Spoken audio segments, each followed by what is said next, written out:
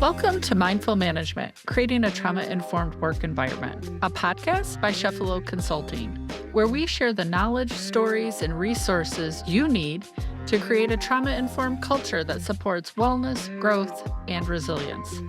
I'm your host, Shenandoah Chefalo.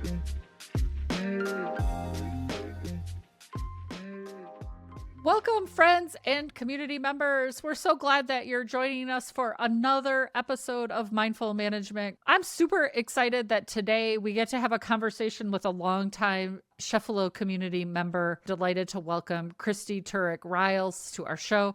Christy's the Director of Training and Outreach at A Window Between Worlds, a nonprofit organization that utilizes art as a healing tool for individuals and communities affected by trauma. Christy began her impactful journey facilitating programs for survivors of domestic violence and has since expanded her reach to include a diverse array of trauma survivors.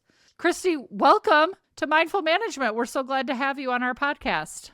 Thank you for having me, Shen. Always so wonderful to be in community with you. Thank you. I love it. So, Christy, I'm super excited, but your career has been deeply rooted in art and facilitation healing. Can you just share with us briefly what initially drew you to that unique intersection? I don't think people often think about art and psychological recovery. So I'd just be interested to hear your story and journey that led you to that specific intersection. No, thank you for asking.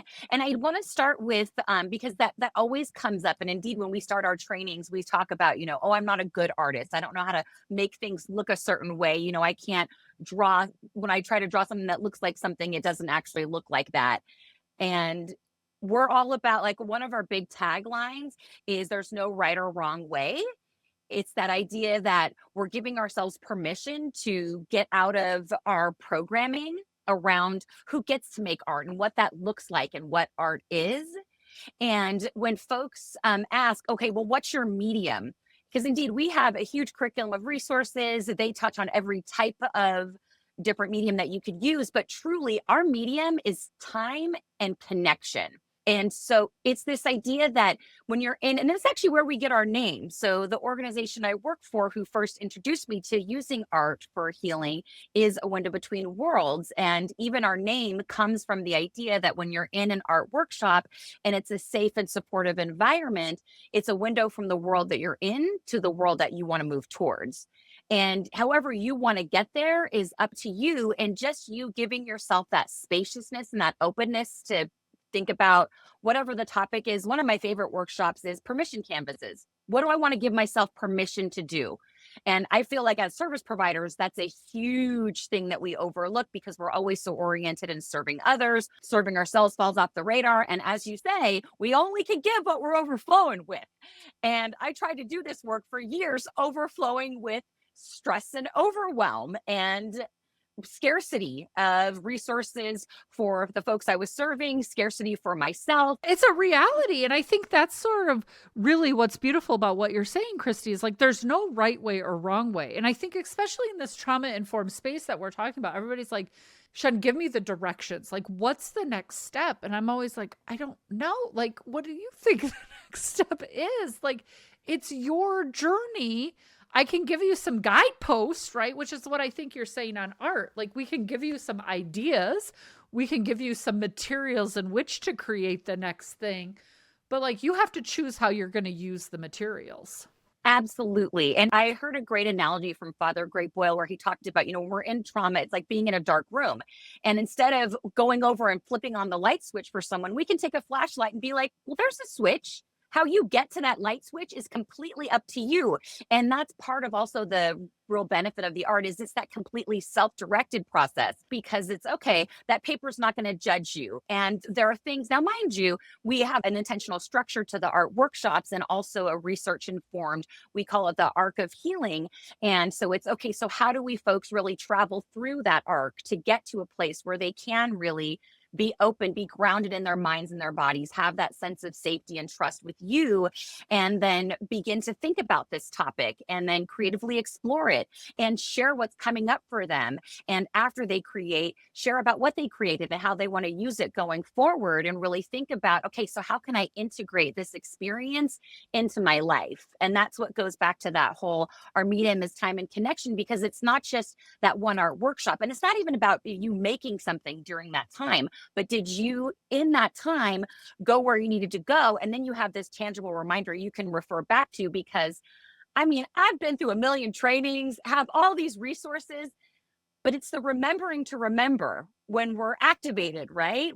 When our executive functioning gets hijacked. And as we know, it's like basically impossible for us to do that. So, okay, so how do we get my amygdala talking back to my, my executive functioning? And okay, so the analogy I heard was they called your amygdala your guard dog, and your guard dog starts barking, right? And then, so when a dog is barking, that's all you can hear. Okay, but then what about our executive functioning as our wise owl?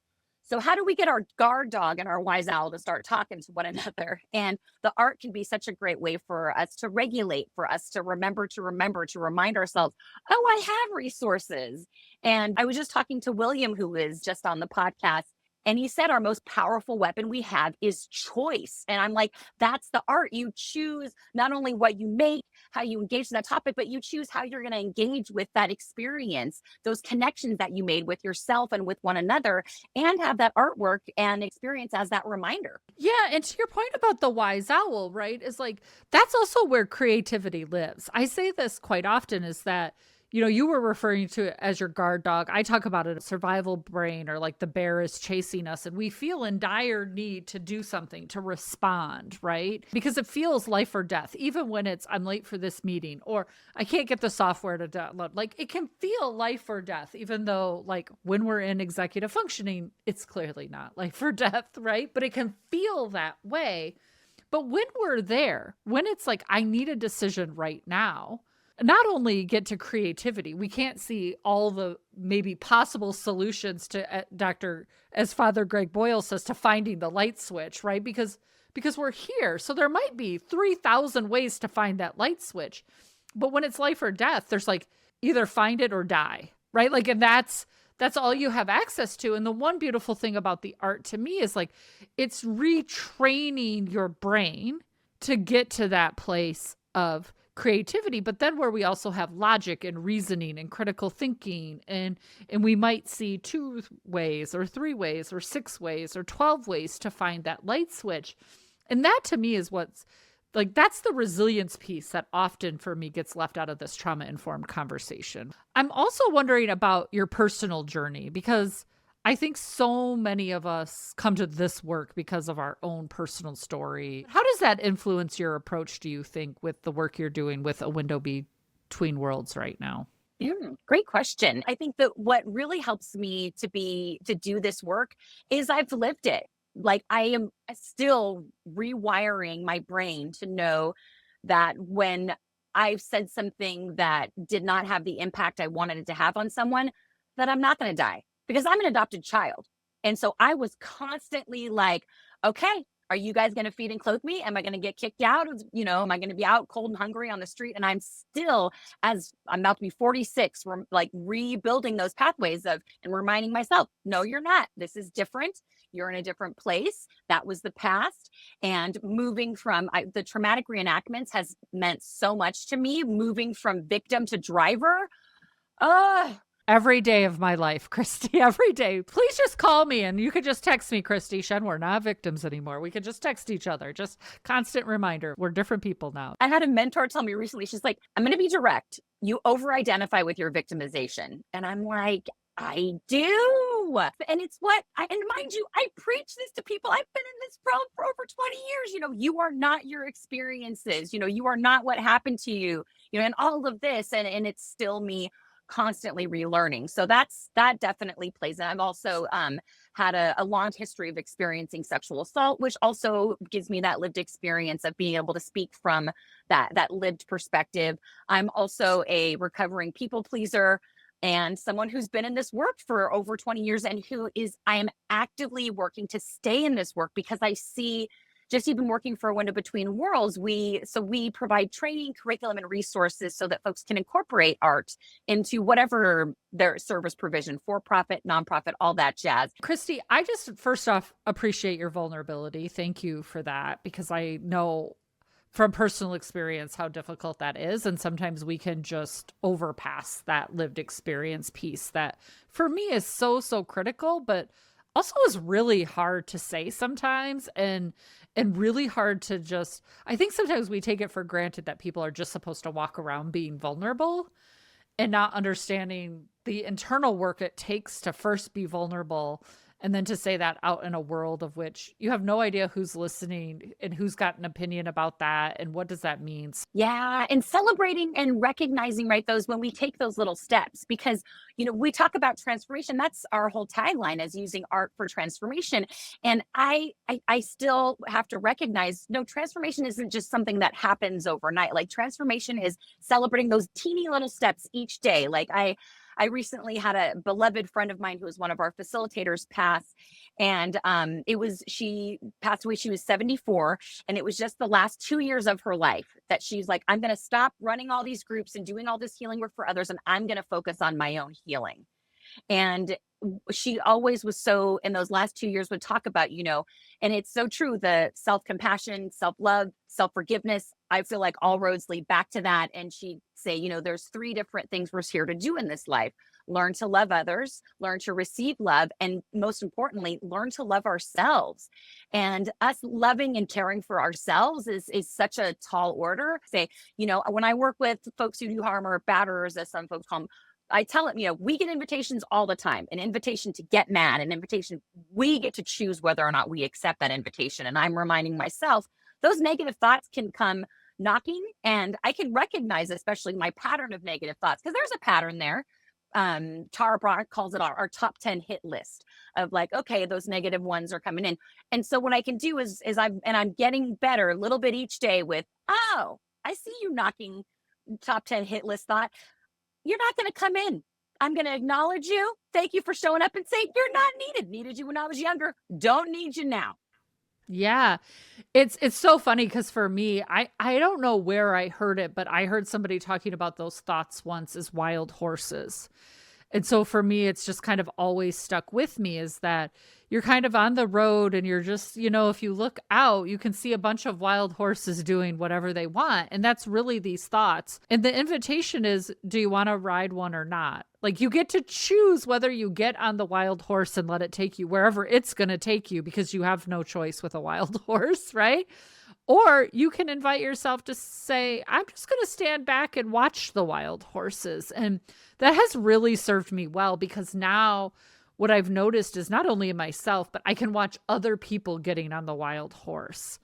And where we sometimes talk about those feelings and thoughts being contagious, which they absolutely are, is like, oh no, just put on my mask, thank you, and not be contagious with you, right? Like, I'm not getting on this wild horse. I can be here and support you when you're ready to get off the wild horse, but no thanks to the invitation, to your point. Like, I think I'll pass on this ride, right? I think I'll pass. I heard you also say something, Christy, about love. Like, we're here to learn how to love others, right? How to give love to others, how to receive love, and to love ourselves. And it reminded me, we had on the podcast not that long ago a gentleman by the name of Andy Fry, and we were talking during that podcast about trust. So just an interesting comparison, because I think many of us say, I'm not safe, or I can't trust this thing. And him and I kind of dove deep into this idea of trust. And I know we talked about this at one of our Mindful Mondays recently, but it was really, can I trust this person? Do they trust me? And do I trust myself? And it just kind of reiterated for me listening to you talk about love, because I think trust and love are so intertwined that we sometimes probably can't tell the difference between them. But is the reason I mistrust the situation because I just don't even trust myself.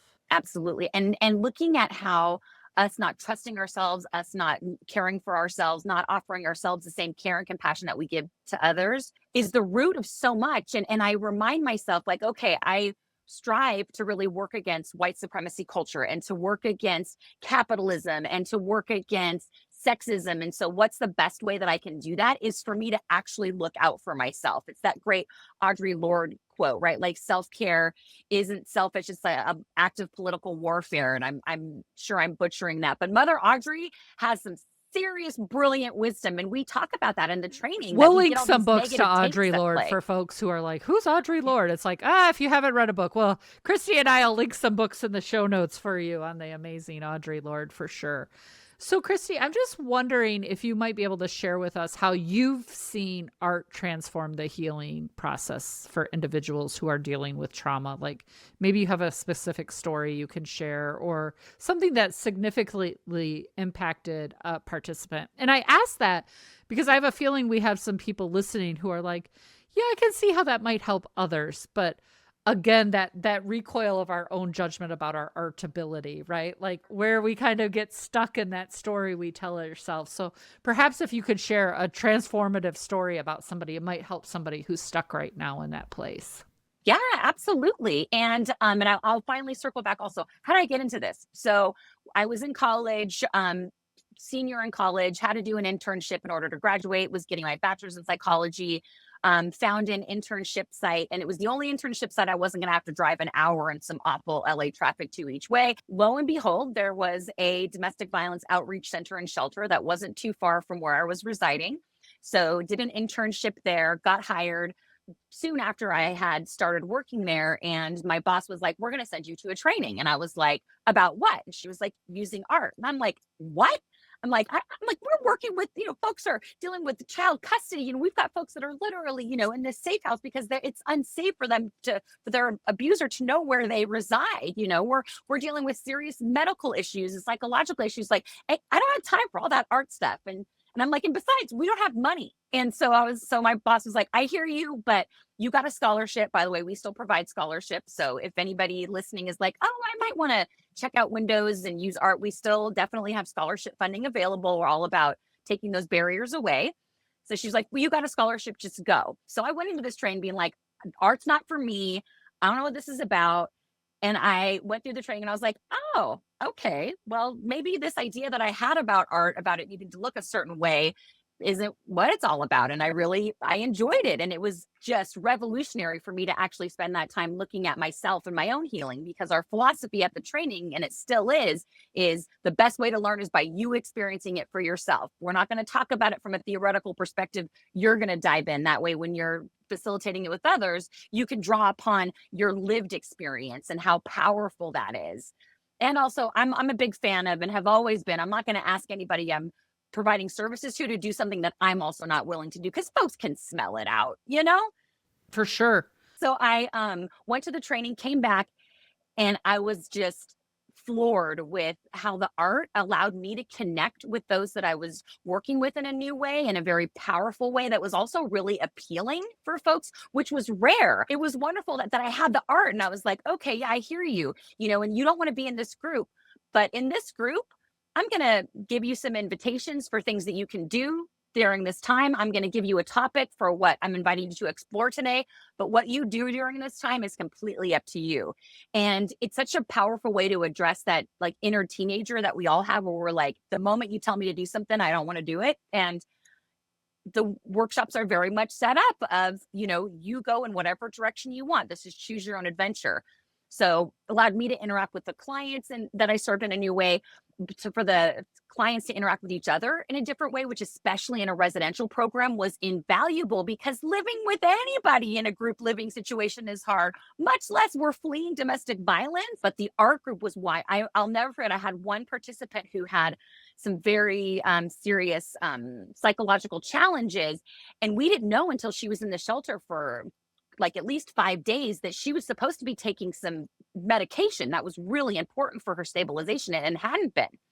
And so there was a lot of strife within the house. And in the art group was the first time that I saw they were like really looking at her artwork and engaging with her, and not just giving her this stare of like, what's wrong with you and why are you causing chaos in this house? And So that was brilliant. But truly, the most powerful thing that I've seen the art, that I saw the art do initially, and I've seen over and over and have lived it, is the art it allows us to reconnect with those parts of ourselves we disconnected from to survive abuse.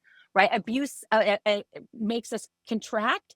Art is expansive. And so it's looking at things through a new lens. When I think about the stories, well, I'll tell a story about myself, but the one that stands out. So I had a participant who was required to receive services. She was getting CalWorks. So basically, it's the lack of a better way to say it, it's like the welfare that folks would receive in California. And luckily, you can get it if you identify as a domestic violence survivor. So she was mandated by the folks that were giving her that funding to come, and skipped out on the 16-week talk group, which I got. And she was adept at it too. I got to give her credit. She just was like figuring it out. And I'm supposed to be forcing her. Fight, flight, freeze is pretty good, right? Like many of us know how to flight, even in the most complex of situations, because it keeps us safe. Like, abuse survivors are like, you learn pretty quickly. You're probably not going to win the physical fight, right? Like someone's always bigger, stronger, power, all of those pieces. But flight and freeze, man, and appease, it's like, and it becomes a habit, I think, that we don't recognize that. So for you to say, like, she was really adept at skipping out on those meetings, it's like, no doubt, if you're a domestic abuse survivor, you know how to flight the experience that's going to make you unsafe, right? I think we sometimes downplay the flight, freeze, appease as a trauma response, because fighters are self-explanatory, and that's a behavior that's easy to say that's not a good behavior. But man, that flighting, freezing, appeasing, you can very much make it socially okay and not have it recognized. She missed 16 weeks of your of your talk therapy. No, I appreciate that. Well, and so 16 weeks, and so she ended up, didn't work out, but she had to come, and I'm like, okay, and she won't mind me using her name. She's actually done a lot of speaking for Windows. I'm like, all right, Cynthia, just come. I got an art group. Come to the art group. And she loved it. And she would want to hang out after. And she would take art supplies home. And it was just this beautiful way that she would engage. And all of a sudden, now, mind you, I had, a lot of one-on-one time with this person. She actually did come to some of the 16-week sessions, She opened up in that first art session and shared things that I had never heard her speak about. And it was just, and we say that, like, the art really is that key that unlocks so much. And it unlocked so much that really took our dynamic to a new level, took her own healing to a new level. And then it was incredible. And then we ended up doing a workshop. She couldn't get childcare, so her daughter ended up being with her. Her daughter and her ended up opening up. Her batterer had, trigger warning for folks. Her batterer had abused her to the point where she actually miscarried the twins that she was pregnant with. And she thought her daughter was too little to remember. And it was in that art workshop that her daughter made art. They actually both made similar art, and they made the twins, little boy, little girl, and in their artwork. And afterwards, and she's looking at her daughter, she's like, I didn't think you remembered that. I thought you were too little. And so again, it's this wonderful way that when you go into that space, that you really go where you need to go, and it allows you to trust your instincts. Yeah. So powerful, though, just what I hear you saying, right? And it just reminds me so much, like, when we talk about what Harvard Center of the Developing Child has said are the ways in which we learn resilience, right? Because we now know it's a learned trait. And even as I hear you tell that story, Christy, like, first my heart breaks, of course. And what my brain says is, stable adult relationships are important, connection to faith, cultural, spiritual traditions, and then a mastery of a skill. And I sometimes think people put too much emphasis on the word mastery in that. But to me, it's really about practicing. When we practice something, when we're in community with each other, your medium's art, Christy, and it's super critical, but I know you would agree. If it's sport, if it's gardening, if it's baking, if it's whatever the thing is, it's just the awakening and the practicing of the thing. That consistent integration, because that's also part of it, right? Like, we got to consistently integrate that and remind ourselves that we are important, because capitalism will tell us, no, your job is every day is to go and earn a paycheck. Your job isn't to focus on your own healing. And I'm learning more and more every day. No, I can do both. Yeah. Yeah. Like capitalism doesn't think you need to be filled with joy. Like it's just as content if you're miserable as long as you're doing the job required, right? Like happiness isn't a formula in there. I just had a gentleman on the podcast where we were talking about happiness as a work culture. And he's like, I'm like, what's the biggest surprise to you? And he said, everyone's like, I didn't know you could be happy at work. Like, I thought you were supposed to be miserable at work, right? Like, it never occurred to me you could also do this thing and be happy. Both are possible, folks. Both are possible. Yes. And that's us. And I think about Brene Brown, and she talked about how, she gets called in these Fortune 500s, and they're like, okay, well, we need people to be creative, and think of new ideas and all this kind of stuff. And she's like, great. Okay. So how do you react when someone makes a mistake? How is the mistake making held around here? And like, we need to be able to make mistakes and learn and grow and be human. And the art's brilliant for that. Yeah. The mistake piece, Christy, for our leaders listening in the back. We got to make mistakes. And how do we repair when mistakes are made? And I think one of the things we don't talk about in that space all the time is we are sometimes going to say the wrong thing and do the wrong thing. And how do we repair it when we do? Instead of just saying, I'm never speaking to you again because you said something that was hurtful. It's like, how do we acknowledge, take responsibility, and repair? The world is changing. What's acceptable today won't be a year from now or 6 months from now, perhaps. Stay humble. Like, that's my whole thing. Stay humble, acknowledge, apologize, commit to doing better, and then actually do it. Love all of that. Christy, I can't wait to ask you our quick fire questions. But before we get to those, what do you think, how do you think digital platforms and social media will influence the effectiveness and accessibility of art therapy programs? How are you guys maybe using it at a window between worlds? Good, bad, other? What do you think? As you kind of look to the future, how do you see that good and bad for us? Well, definitely what's been lovely, and it's just been a silver lining of COVID. So previously, our trainings were always in person. But once COVID happened, we actually had a training scheduled for late March of 2020. And it became abundantly obvious that in-person training was not going to happen. So ever since then, we've pivoted, and now we hold them all on Zoom. They're virtual, so folks can participate from anywhere. We don't have a limit. We used to limit it to only 25 people for trainings. And also the folks that really want to use art in their organizations often didn't have the funding for flight and room and board and all that kind of stuff. All that, you don't have to worry about any of that. So it's been really such a blessing for us, and we've just increased exponentially ever since. So I'm so grateful, and that's the obscured grace and looking at the gift and the opportunity that are in these awful challenges. Because if we look, we can often find it, right?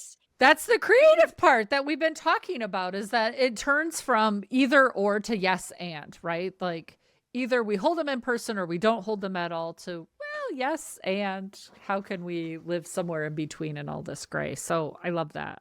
I think especially when you think about art therapy is that people do think about the in-person, the tactile, the how do we get things. But it was one of the things I was so impressed with facilitators. Like we got the facilitator packet in the mail with all the things we would use in training. And hey, here's some of your own things you might consider bringing as well. It was just a really, really great component of it. We're all about and I appreciate you sharing that, all about the accessibility, because I get it. There's a lot of barriers to folks wanting to incorporate art. Like we don't have money for art supplies. Some of the most powerful things are, I have a Post-it and I wrote something on the back of a Post-it and carried that forward. And I made a piece of art that it's called a workshop of ours called Traveling Stories. And so it's like, tell your story, and you decorate a suitcase, and you can do it.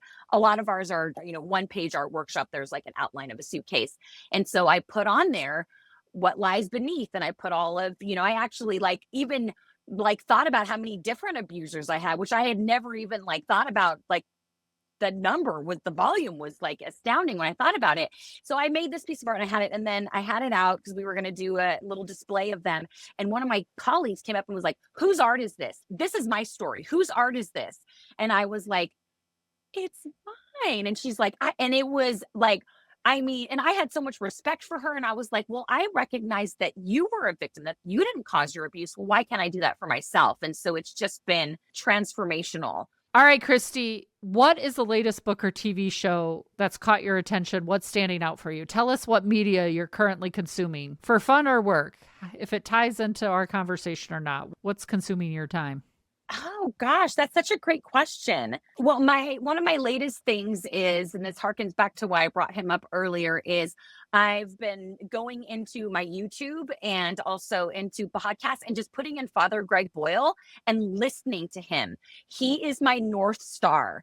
The way that he sees people, the way that he sees the work of providing services for other and sees the beauty in everyone, and just talk so beautifully about how we're all unshakably good and we're all connected to one another is just gorgeous. Yes, and he talks so much about, I love it. He's like, we're like service providers, but if we're just all about the services, we end up like the DMV. Go to this desk, go to this desk. He's like, it's about cherishing. And it's not about, I need to get this person, this certain financial resource, or, his old tagline was Relationship, right? Like that is Father Greg Boyle. I mean, I think he's saying it, but just in a different way. But it's about the relationships and what you're creating there. It's such an important piece. Okay, so maybe then we'll know who you're going to take to dinner. But if you could have dinner with any historical or contemporary leader, who would it be? And what's the one question you'd have to ask them during dinner? I would want to talk to Jesus, and I would say, what are we getting wrong with all of this? It seems like now a lot of folks that are spouting your name are doing it and using it to spread fear rather than love, which seems incongruent to the message. So, like, what would you say to folks nowadays about the message? Christy, no one has picked Jesus yet.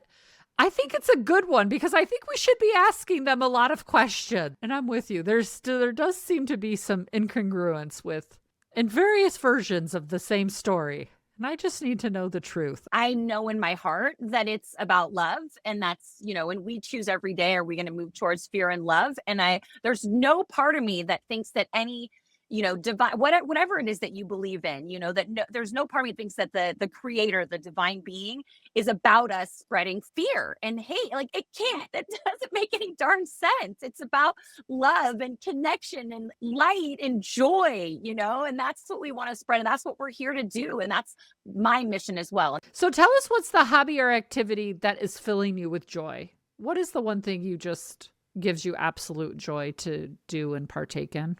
The most important is taking walks and really noticing nature. It's brilliant out there. Oh my goodness. It's just like I'm actually keeping a plant alive, and I've seen it grow a little bit. It's amazing. And just even the changing of the seasons, and like I love the Halloween decos. And that's also part of me actually caring for myself and getting away from I have to be always serving, is I literally, because I work from home, I literally need to get outside. And people will say, oh, the weather. I'm like, I don't know what the weather's. I'm not gonna know what the weather's like until 6 o'clock at night. But when I get out there actually doing it and taking a walk, and really just like Eckhart Tolle was really good about that. Like, it's magic, like all of the nature, all of the, just the stars. We had a full moon recently. Like, it's just magic. I love that. Christy, you are such a joy. And I really, really do mean that. How can our folks get a hold of you? How can they learn more about you, your work, and A Window Between Worlds? Oh, beautiful question. And love this. Thank you, Shen. So folks can find us. Best way is just to go to our website, awbw.org, awindowbetweenworlds.org. So awbw.org. And then if you go awbw.org/trainings, you can find all kinds of good information. You can also reach me at trainings@awbw.org. But also, if you just go to our website and click on the staff page, you can click on there. You can find our contact info, but trainings@awbw.org. Email us, reach out. If any of you are interested, whether you're interested in coming to a training and becoming part of our community of facilitators, we welcome you. We love you. If you're hearing this, there's probably a good reason why you're hearing this. You were meant to be hearing this now. And so reach out. Would love to partner with you. But it could also be maybe you're not ready to actually go through our training and get access to all of our curriculum. But if you have something that you're navigating through, I've got an art workshop for it. I'm happy to share it. Reach out. We love that. Christy is a resource of all kinds of things. If you're maybe planning a training and you're like, hey, I need something creative, reach out to Christy. She's got something that will help your training be even better. I guarantee it. And you should come be a part. If you need scholarships, they've got them available. It's a great, great, amazing organization. Highly recommend it. And hey, I'm sure they could stand you to just follow them on social media, listen to some of their platforms. Everyone needs support. Christy, a true thrill to have you on with us as always. So glad that you could be here. For all of our folks tuning in, thank you so much for keeping Mindful Management, creating a trauma-informed work environment, going on all of these platforms. We will put in our show notes links to all the stuff that Christy's talked about, some of the books, all the things that she's brought up. We will ensure to include links. If you need more resources or helpful tools, you can also head over to chefaloconsulting.com. If you've enjoyed today's discussion, show your support by liking, commenting, following. These things actually do matter. I'm finding out more and more just how much they matter. So please review this episode on your favorite podcast platform. Your feedback helps us reach more listeners and brings even better content your way. And we'd love to hear from you. Drop a comment on Spotify or YouTube to share what topics you'd like us to cover or who you'd like to see as our next guest. If you know someone would make a great guest, check the form in the show notes of this episode. We always are looking for fresh voices. It might be your fresh voice. Take a chance. Say yes. We'd love to have you on the show. As always, thank you for listening. Thank you for being part of our community. And remember that we can do hard things slowly, slowly. Until we catch up next time, thanks again, everyone. Take care of yourselves, and we love you. Thanks so much, Christy. Thank you. Mindful Management, creating a trauma-informed work environment, is brought to you by Chefalo Consulting. To learn more about Chefalo Consulting and our trauma-informed change management and professional development solutions, please visit chefaloconsulting.com. That's Chefalo, Chefalo, consulting.com. Make sure you don't miss these transformative conversations by subscribing to Mindful Management wherever you get your podcast. Thanks for listening. And remember, change happens one step at a time.